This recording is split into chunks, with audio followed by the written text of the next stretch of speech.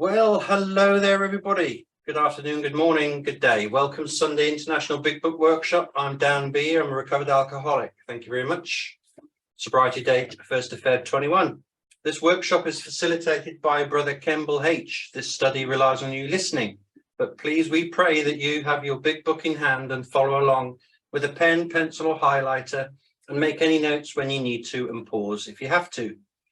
Write down any questions and we will take them at the end of the meeting. We will keep everybody muted during the workshop except for the facilitators. Any inappropriate behaviour will not be tolerated and you will be removed by one of the co-hosts. This meeting is being recorded. The audio portion only is being recorded and only of the facilitators. The recording will be shut down at the end of the meeting to preserve your anonymity. Have a fab meeting, everybody. And here we start here is a step 3 prayer found on page 63. Be kind to join in with me. God, I offer myself to thee, to build with me and to do with me as thou wilt. Relieve me of the bondage of self, that I may better do thy will. Take away my difficulties, that victory over them may bear witness to those I would help of thy power, thy love, and thy way of life. May I do thy will always. Amen to that. Thank you very much. Over to you, Kemble. Yep. Unmute. Okay, there we go. Yeah. I was finna message to say you got to unmute me. Hey, good afternoon, peeps. Happy Sunday. And welcome to the Keystone International Big Book Sunday meeting. God bless you all, man. God is good. So, Brother Dan already shared everything. You can take notes or whatever, and then we also have a recording afterward. So today, we're welcome to Alcoholics Anonymous, the story of how many thousands of men and women have recovered from alcoholism. And then down we go to how it works, where it says, rarely have we seen a person fail who has thoroughly followed our path. Well, we know the path is found in this big book of Alcoholics Anonymous that we have. Starts from the title page, and we take it from there. And that's the path. The path that we pick up is a set of spiritual tools outlined in this program of action in this big book. And going through this path, 42 years of drinking, 40 years I found out I had been a real alcoholic. After the first 2 years of my drinking, I developed an allergy. In the very first 2 years I was drinking, and it continued until February 3rd, 2020. 40 years of just being baffled, insane. But thank God that this program is simply solved my problem by taking the 12 steps to solve my problem. So today, I got a very great, interesting topic, and it's something that's beautiful. Brother Dan mentioned this about a week or so ago, I believe it was. So I'm going to take us to page 103. Page 103. We'll start on page 103, and I share the topic that we have. And Brother Dan, down in the italics on page 103, share that with the group for us. Yes, of course. Yeah. Bottom 3 lines, 103, working with others. After all our problems were of our own making, bottles were only a symbol. Besides, we have stopped fighting anybody or anything. We have to. Oh, yeah. Thank you, Brother Dan. So that's going to be the topic today, peeps. Bottles, bottles were but a symptom. It was a symptom of something much deeper than just the alcohol bottle. Sure, because it makes me think about page 53 when it says, when we became alcoholic. So we became alcoholic. We just wasn't born alcoholic. We might have had alcoholic traits or whatever the problem may be, but we had to drink to become a real alcoholic because we had to develop an allergy to this thing. That's what qualifies us. When we find out that we get to the point where we can't just have 1 or 2, we got to have as much as we can put in. And then, we suffer from an allergy when we can't stop once you take that first one. But then it talks about the bottles were only a symbol. So true. So we use that bottle by all means to try to fix something that was deep within us that we just couldn't handle. We had to have something to take our mind out of what was bothering us or what we was feeling and all that good old stuff. You know, I tried to drown all my old things that was going on within me. And then when I sobered up the next day or the next week or the next month, the problem was still there. So we drank to try to cure these things, but it didn't work. So, but anyway, I really like this statement that they put in this book. That I remember when I first got sober, it was kind of like what we call eating on a humble pie. This really humbled me. So immediately, it did something to my ego. See, my ego was ran by self-will. So, but what it did, it kicked my ego into a type of blame, right? And I can reflect back on in my drinking career, I was positive that everybody else was the problem. It was not me. It didn't have nothing to do with me. It was always your fault, your fault, your fault. But then, what the book tells us about, the truth about it, though, the whole thing, our problems were of our own making. So, page 62, Brother Dan, if you read where it says selfishness, self-centeredness, we can start right there, and then we'll roll on through the paragraph where it says, "So our troubles we think." No, matter of fact, start it. So our troubles we think, and Yeah, we'll do that. Yeah, and we'll do that short paragraph. finish off at help. Yeah. Yeah, Uh-huh. cool. Second paragraph on page 62, everybody. So our troubles, we think, are basically of our own making.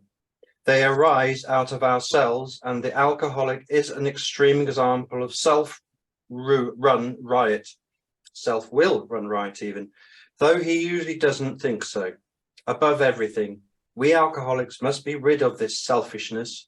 We must, or it will kill us. God makes that possible, and there often seems no way of entirely getting rid of self without his aid. Many of us had moral and philosophical convictions galore, but we could not live up to them, even though we would have liked to.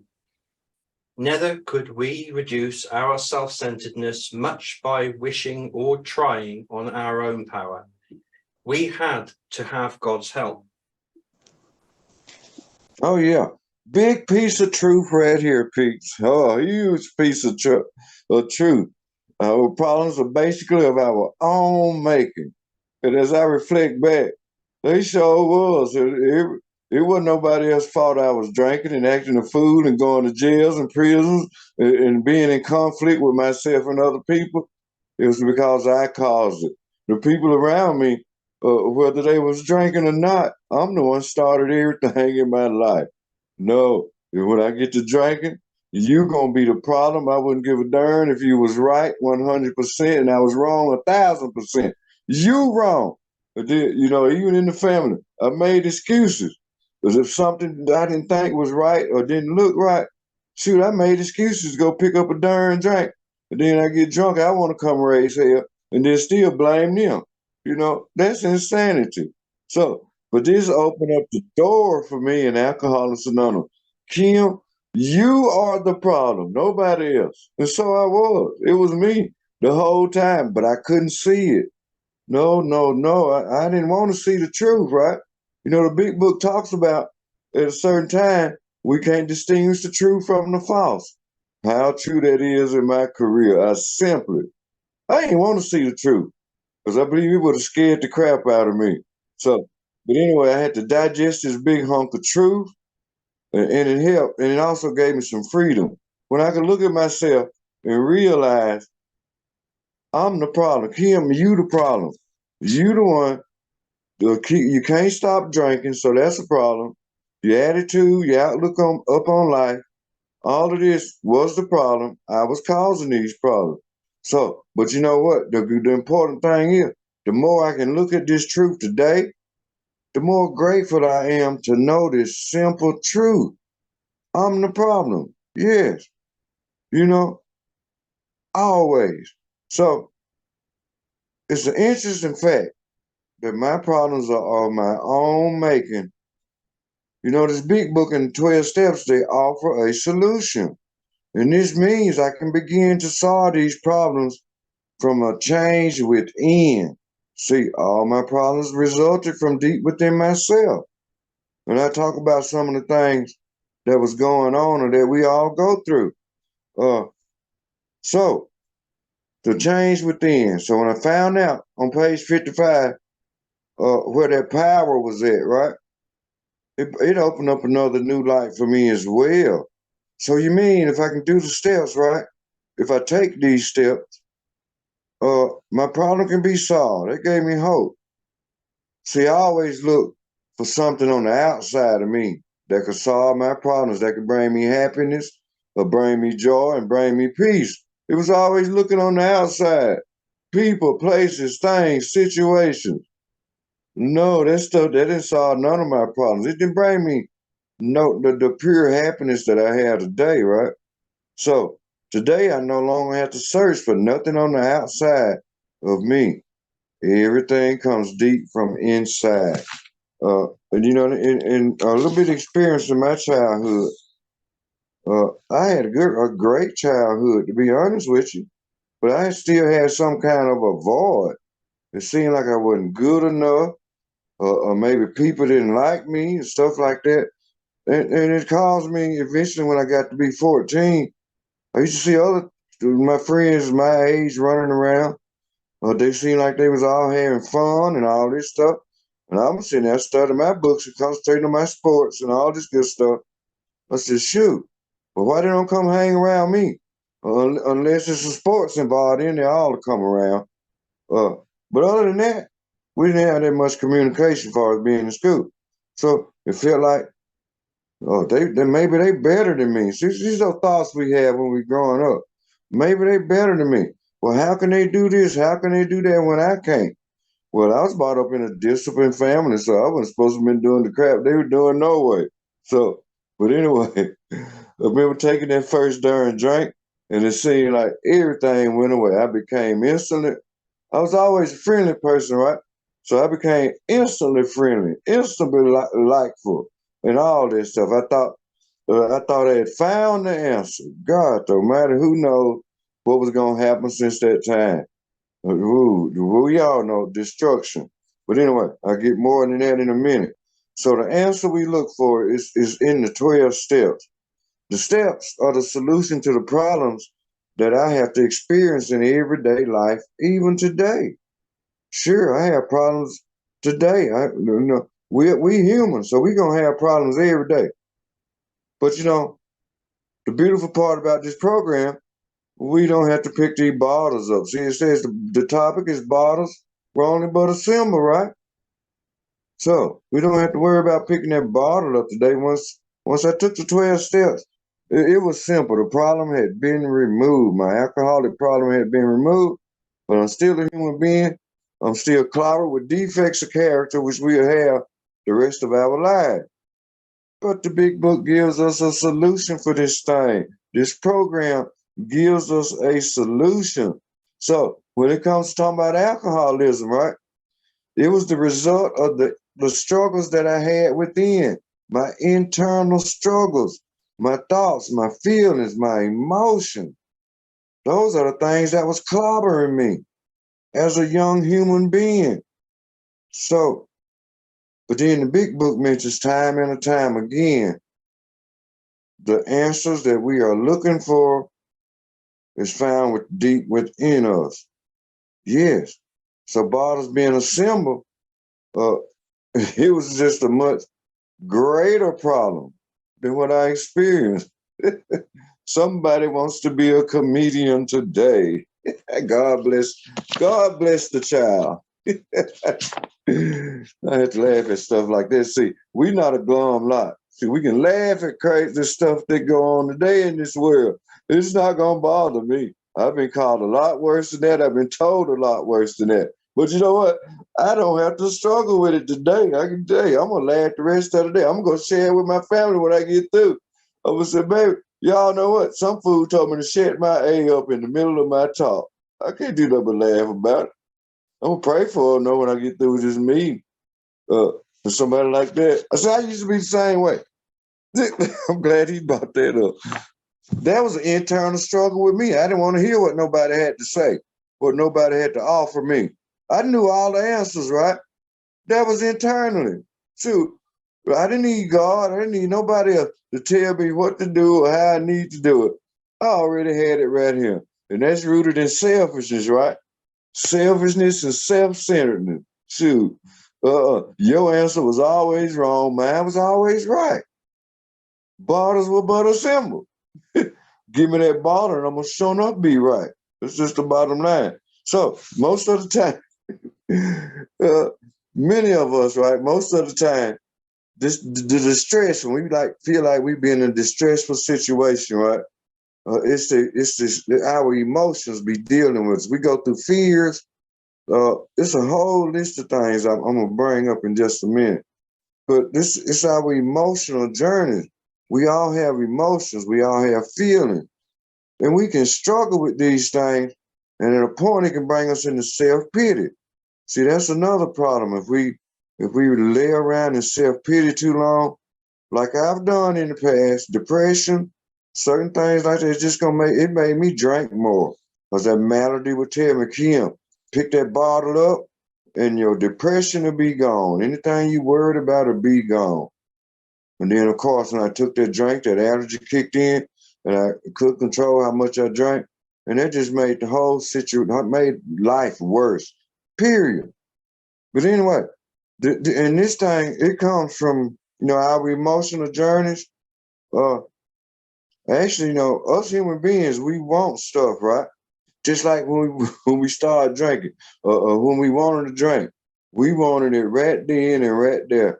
And that's just the bottom line. We didn't care what nobody thought about us. If we got the last dollar from them, we didn't care. We want what we want when we want it. And we didn't want to hear no for no answer. So we human beings, we rooted and we want stuff. We want cars, we want houses, we want people in our lives. We want wives and husbands and children. We want, but a lot of time we want material things, and the list goes on and on. Interesting note: Bill Wilson, he noted that we seem to get distressed when we don't get what we want, and we want to feel people, or we trying to take away what they have. So we always wanting something. So, and this was his observation after a decade of psychoanalysis with the psychoanalyst Harry Tiebout. And his name is in the big book, in the back of the big book in the appendices. So he was a psychiatrist or a psychoanalyst working with Bill Wilson, and this is what he got out of it. So a decade of therapy also showed Bill that he has two default settings in his relationship to other human beings. He either tried to dominate them or he became dependent upon them for his sense of self and emotional well-being. In other words, he became dependent on others. In other words, on an external means for approval and elevating his self-esteem. I can relate to that. And that's why it talks about these bottles were but a symptom. See, this is a symptom of something deeper, something that's deep within us. Yeah, we want people to do what we want them to do when we want them to do it. It don't matter what they think about it. No, we need this, we need that. And it causes us to behave erratically toward these people if they don't respond immediately. And this is my experience. I was the same way. Man. So we may have fear of rejection. That's something else that's rooted deep within us. I used to worry about people rejecting me or telling me no.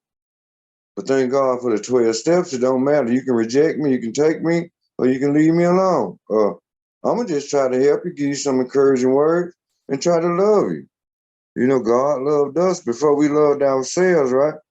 So by taking the steps of this program, I had that spiritual experience, psychic change as they call it, and it changed my whole way of living, thinking, and my whole point of being. But then check this out. Some of us, we are people pleasers, right? We like to please everybody. So just in our alcoholism, I used to go places. I want everybody to be happy. I want everybody to be drunk. So I wanted to please people. But then when I sit there and I be done gave away all my liquor, then I ain't got none, then we finna go to war. So that's just the bottom line. So so but then we can be manipulative, right? When we try to be people pleasers, we also sometimes have a motive. Manipulation, that's another thing that comes from deep within us. And then after we manipulate somebody, or we done please them as we thought we have, then we gonna drink or do drugs or whatever else that we do. And it's rooted from selfishness and self-centeredness. It was always about self, self, self in my situation, all the time. Self was self. I thought self was the answer to all the life's problems. But I'm so grateful that the big book showed me a different way. But still rooted still in myself. I don't know. I don't know. I probably wouldn't even be in existence today, to be honest with you. Another thing we struggle with that's deep down within us. We often don't like the traits in other people because they somehow we can see ourselves in some of these other people. Sometimes we don't be conscious of it. So we looking at the character defects that another person has, right? But deep down, it's something that we may be struggling with, but we looking at their faults. Yeah, but I was gonna blame you. I was gonna fault you for everything. Your attitude, your behavior, I'm gonna blame you. I'm gonna put you at fault. And here I was struggling with exactly what I'm pointing out in somebody else deep within. So, and this brings about difficulties in relationships with others. And normally, the life of an alcoholic like me, the relationships that I saw, they was going to be unhealthy, and they wasn't going to be good relationships. It seems like an alcoholic, yeah, thank you, Dan. An alcoholic, we search out the worst folks we can find. They got to be like us, right? If we know that they're going to turn out well. If we get beat on our butt so many times, we keep running back to it, running back to it. God, man, I have so many things I can tell you about some of my relationships and the people I dealt with. You know, it was utterly insane. Man, I say what you want, though. That was a point in time when me and my wife had divorced, right? And I fooled around and married another clown. So this clown, she used to jump on me and cut me, and then put me in jail, then come get me out of jail the next day, and I go right back. Toxic relationship, right? Thinking I needed you to make me happy. Toxic, toxic, toxic. But you know, this program showed me the world.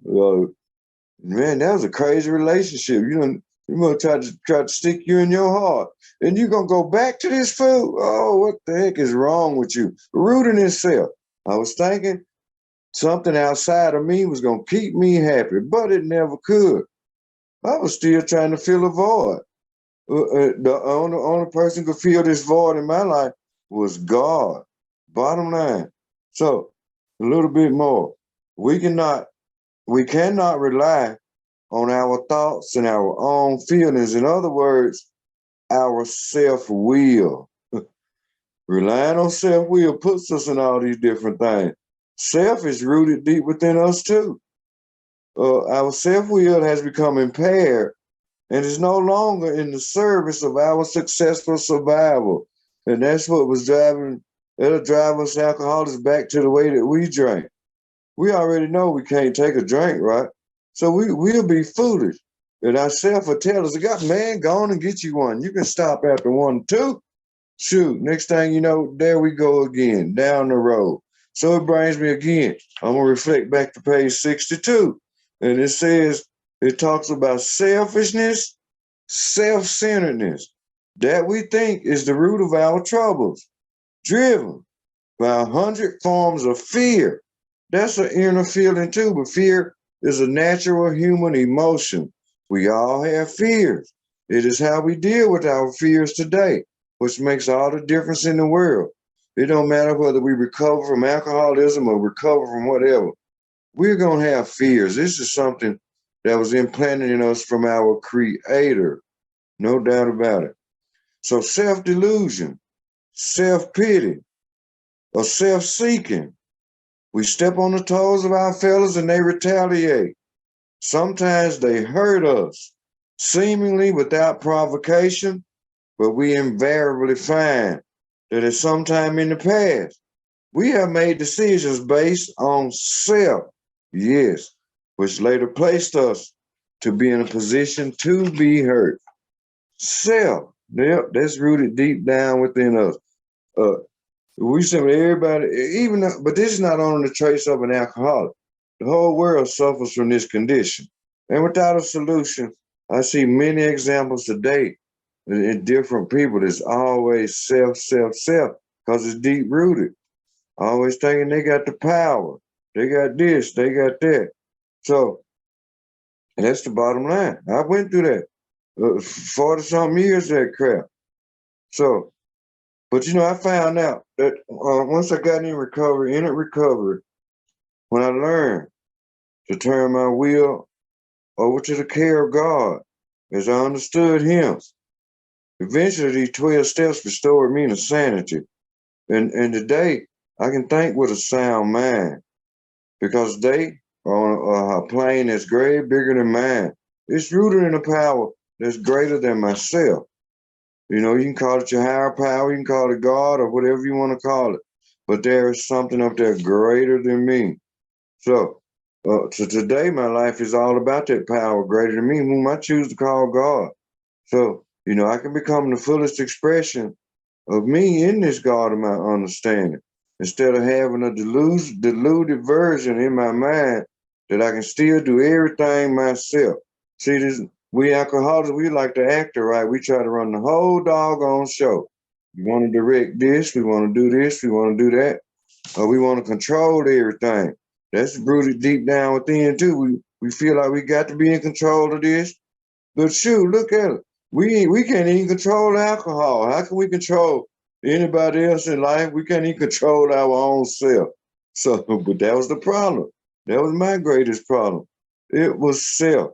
So, bottom line is only with God's help that I can get restored to sanity and being reasonable today. See, I can be reasonable today.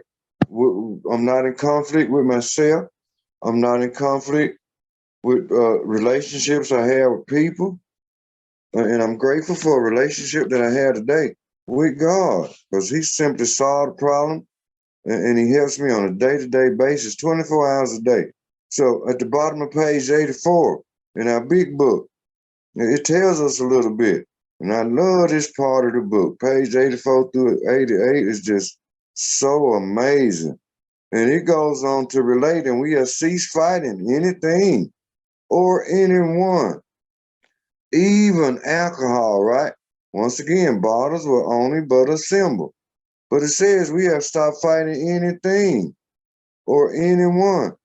Anything is the feelings that we have deep down rooted inside. And we put that alcohol in us to try to change these feelings, to make us feel better. And anyone. We no longer have to be in a conflict with people. Sure, people are going to say stupid things to us. People are going to try to treat us wrong. And they will treat us wrong. They're going to talk about us bad. Even sometimes in families, your friends, associates, even maybe on your job, maybe even in your church. If you go to church, it's going to be conflicts in there too. We have conflicts everywhere we go, but we don't have to fight these people no more. And I thank God for that, because I ain't trying to go back to jail again. No time in my life again. Shoot, for fighting somebody and all this stuff. I ain't been since I've been in recovery, since I recovered from alcoholism. I ain't never tried to go back. Shoot, no, I'm too sick for that crap now. And then back to page 84. For by this time, sanity will have returned. We will seldom be interested in liquor, Bottles were but a symbol, right? We'll seldom be interested in running back to this bottle. If tempted, big word, if is one of the biggest words in the big book. If tempted, we recoil from it as from a hot flame. We react sanely and normally, and we will see that this has happened automatically. At some point during when we take the 12 steps, our sanity returns, right? And then this process that we go through, we'll gradually see it becomes a working part of the mind. And the big book tells us right here, this has happened automatically. We will see that our new attitude toward liquor has been given us without any thought or effort on our part. It just comes. That is the miracle of it. Yes, we are all miracles. Miracles of mental health, as the big book talks about. We are not fighting it, neither are we avoiding temptation. We feel as though we have been placed in a position of neutrality, safe and protected. We have not even sworn off. Now check this out, the very next sentence. Instead, the problem has been removed. It does not exist for us. We are not cocky, nor are we afraid. That is our experience. That is how we react so long as we keep in fit spiritual condition. Now, 100 men and women that help put this book. This is a collective experience that they had. We need the same experience, right? And we can continue to be sober, free, joyous, and happy. And it's all dependent upon our relationship with God. Well, some people may say, well, I'm an atheist. I can't have no relationship with God. Well, you believe in something. You live, you're alive. You got some type of belief. You believe when you put gas in your car, you can drive somewhere, right? That's a belief. You believe in something that's greater than you. Even though they may hate the word God, but the bottom line, I've seen a lot of atheists come to believe in God. So, I mean, that's just the thing about it. But starting off, we can simply explain these things to them. The bottles were but a symbol, right? In my case, I always believed in God, but I ain't like him, no. I was scared of that clown. I said, man, why in the world did you dare create me just to turn around and destroy my butt if I make one sin? But see, I didn't have no knowledge about it, right? Even though I grew up in the church. Years later, when my alcohol became the most important part of my life, shoot, I didn't need no doggone God. I'm God. That's right, that's the thinking that we have. And that's rooted deep down inside thing, right? And the big book tells us, first of all, we had to quit playing God. So true. Yeah. When I could get my butt out that high pedestal, I'm seeing this alcohol was killing my butt. And then it finally beat me into a state of reasonableness. Then when I searched for God, he allowed me to get it, to make contact with him. And that's the thing. We got to tap into that power that the big book talks about. Because we would always have lack of power. Because that's all our dilemma. Same with being in the human condition. We just simply can't run the show ourselves because we allowed to run it for so long. But eventually, we can either die from self-will or we can turn our will over to something greater than us, which is God. And it makes our life a little bit better, especially if you're being in the position that we've been in, being a real alcoholic or even an addict of any type. That is a terrible life, believe it or not. See, I started out having a lot of fun drinking, but alcohol was my superpower. See, there wasn't nothing I couldn't do when I was on it. I'd jump off of an airplane with no parachute when I was drinking alcohol. Shoot, that's the way I felt, right? It was rooted deep down within. It gave me an illusion. Shoot, you're invincible, man. You can do what you want to do. Man, but then, it's really crazy. I lived a crazy life being on this alcohol. So a little bit more deeper on the things within. About pursuing things, right? That's rooted deep within as well. Like I said, we want things. So then our attitudes can become sort of like a manic in the pursuit of things, and then end up being overdoing whatever we are doing. And this can be stressful. Like, okay, we alcoholics, when we do things, we do it big, right? And we got to do a lot of it. Just like if we in pursuit of other things, whatever alcoholic is in pursuit of, we gonna do it to the maximum. I know when I drank to the max. Now, since I take the 12 steps, I recover from alcoholism, I pour this energy into my recovery to help people, to do God's will. That's my main focus today, is to do God's will. God's will for me is simply to carry this message that I was taught in this big book. And then that's deeply ingrained within me. And it blotted out all of the other crap that was bothering me. My step 4 we take, and the step 5, it'll clear up the wreckage from the things that may be blocking us. So I'm going to share with you this. Next week, I'm going to talk about some step 4 actions. That's going to be a lot of fun, too. Hopefully, we can go through the whole step 4. So then, back again to self. We can feel shame. We can feel guilt. Shame is also being in the consequence of being self-will. If we are ashamed for something we did, now let me make this point clear. When we go through our inventory, right? When we talk to God, when we talk to another person about some shame, it is released then. There is no reason we should be shameful of nothing today being in recovery. We have a power. We have an answer to it. We don't linger around on it, right? That's what we did when we was drinking. We felt shame deep inside, right? Then there comes that bottle. Boom. Well, this bottle gonna kill my shame. The symbol, right? Symbol of that bottle. It's gonna kill my shame. So, and it's called by self-will. Wow. But this is a condition that's deep down. No doubt. Also, in the big book, it talks about these defects of character. I mentioned a little bit about that. Anyway, but then we can never forget resentment. Resentment is part of a human condition. It's rooted deep within. So we have resentment. We hold on to these resentments, and for the alcoholic, resentment is the #1 offender. And it's dangerous for an alcoholic. Very dangerous. Resentment can cause us to kill ourselves. But we'll try to drink ourselves to death. Or we may have resentment against somebody, and we're going to get up the nerve. I'm going to get this joker. Boom. And it's not going to turn out well.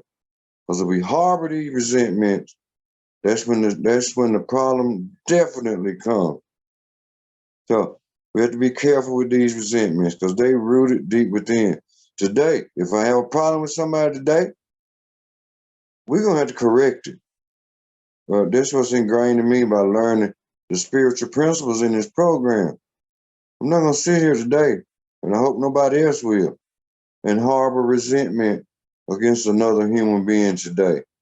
No, it's no use today. We talk to God today, and it's that simple. And it makes me think about step 10. It makes me think about step 10. Matter of fact, back on page 84. Yeah. Where it says, to continue to watch for selfishness, dishonesty, resentment, and fear. When these crop up, we ask God at once to remove them. We discuss them with someone immediately and make amends quickly if we have harmed anyone. Wow, that's some beautiful information. Then we resolutely turn our thoughts to someone we can help. Remember, helping others is the foundation stone of our recovery, right? It helps when all other activities fail. It works, man. It really works. Love and tolerance of others is our code. Yes, indeed. Love and tolerance. Man, that is so beautiful. Wow. We all had that experience today, man. I know I had that experience every day now. It ain't about what I can drag out your butt today. It's today, bro, Rob, it's about helping people, ain't it, man? reach out and say, hey, how can I help you today? Man, it ain't about running out. I want this from you. I want this from you. See, today, I don't have to blame other people for how I feel. If I'm feeling down, I'm feeling bad, it just told me. We asked God at once to remove that feeling. I have to use this. I'm going to just be honest with you. See, I suffer from post-traumatic stress. I suffer from depression. I suffer from anxiety. And I got about a whole truckload of stuff that's wrong with me as far as my innermost stuff. But you know, today, man, I can talk to God about any of these symptoms that hit me. God, look, I don't feel worth a crap today. I'm feeling some kind of way, confused or whatever. God, please remove this right now. He's going to remove it in the next hour or the next minute. That's the benefit of this program. It does the trick. Oh, man. See, before my old days, if I felt some type of way, I'm going to get that bottle first, then I'm coming at you. By George, why did you say this to me yesterday? See, I be done held the resentment overnight. So I be done drink about it all night. Then the next morning, I come to your house. A fool like me would go to a fool house. I used to do that kind of stuff. That's so crazy. I wouldn't dare do that crap today. First, I ain't gonna allow myself to be resentful at nobody today. Shoot, I know what it'll do for me. So thank God, man. Thank God for this stuff right here. So much. I love doing this kind of this stuff. This is so much fun in my life. You know, just a couple of more things that they can really bother us deep within. And then we'll be moving on. I'm gonna say some stuff I used to be hurting from deep within, some of my deepest feelings, what would make me drink some more, right? Being left alone. But if I felt lonely, felt like nobody didn't want to be around me, shoot, they called me to drink. I said, I don't need nobody. I just picked my bottle up. Bottles were but a symbol, right? I was suffering from something deep down inside. The bottle was gonna fix all my problems. Shoot, I get that darn drink? Man, it's over with. Whole world in trouble then when I run into people not understanding me, right? That's another thing that I used to deal with. Worrying about tomorrow, next day. So this comes from having anxiety, right? Used to worry about a lot of crap. Not fitting in. I talked about that when I was growing up, a little bit early into me. My emotions, no doubt. Man, spouse. Sometimes we think we ain't good enough for our spouse or they might not be good enough for us. Just deep down emotion. Now we're bosses, right? Sometimes we think the boss might just want to come fire us for no known reason. Institutions, right? I've been in a bunch of them things. Yeah, and see, this all rooted in fear too, right? Fear, self-will. Sometimes you think we say the wrong thing to a person. Oh man. And see, this all dealing with self. Sometimes we think we may fail. Sometimes we can't take criticism. Which I'm gonna tell you that I don't like criticism. I never did like criticism. I don't like it today, but I can deal with it today. Shoot, I ain't got to run to the bottle today. You want to criticize me? Feel free. I'm gonna be like Kermit. Well, let me check into it. That's my business, though. It's just being. Yeah. I know in my drinking career, I used to fear being found out about my drinking. It's just so many things I could share on that topic, but anyway. But I had to thank God personally, on a personal level. He came, he revealed himself to me. And it's through this program of Alcoholics Anonymous, the 12 steps. My problem was, I'm a darn real alcoholic. That's what we were like. We were alcoholics. What happened? Somebody approached me with the solution that's found in this big book of Alcoholics Anonymous. It changed my life. What we are like today. Recover from alcohol. It reminds me of page 5, 6, and 7 in the appendix.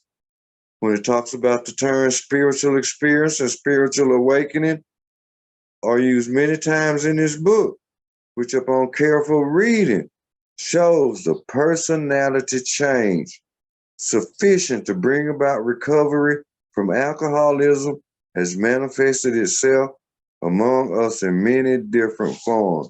It talks about this personality change, and it's amazing, man. I can laugh at so much crazy stuff I've done from suffering from this darn illness that we suffer from. Wow. And you know, I rejected this program. See, I got sent to AA in 1983. It took me until 2020 to accept the plan outlined in this book because I was running on self-will. I always thought I had all the answers. I didn't need to take no step. I didn't need to read the book one time. But you know, this is a textbook. I had to start learning. I had to learn to study this book, had to learn how to apply it in my life. Of course, I had to have somebody to guide me through this thing. And I've been fortunate enough to have a number of people that's close to me from the beginning of this recovery process. They have helped me so much, and I'm grateful to God for it all. I'm gonna share one more thing, and I'm gonna have to sign out. I got to get back on the road and go back to Alabama here. So, but anyway, at the bottom of the spiritual experience on page 5, 6, and 7, y'all probably notice I share this quite a bit because it means a whole lot to me. It started in the last paragraph. It says, what often takes place in a few months could seldom have been accomplished by years of self-discipline. With few exceptions, our members find that they have tapped an unsuspected inner resource, which they presently identify with their own conception of a power greater than themselves. Page 55, that power is found deep within, right? That great reality. So most of us think this awareness of a power greater than ourselves is the essence of spiritual experience. Our more religious members call it God consciousness. I love it. I love it. So one more thing, we find that no one need have difficulty with the spirituality of the program. Willingness, honesty, and open-mindedness are the essentials of recovery, but these are indispensable. Thanks so much for everybody being here and being on this journey with me. I hope everybody got something out of it, even if it's just one line, one sentence, maybe something I may have said or pointed you to.